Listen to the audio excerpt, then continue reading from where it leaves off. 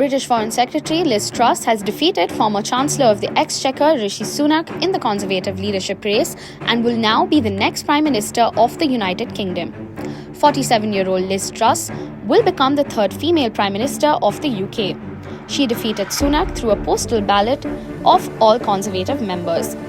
The Tory leadership race was triggered after Boris Johnson was forced to step down on July 7 following a series of resignations of cabinet members who protested against his scandal-plagued leadership.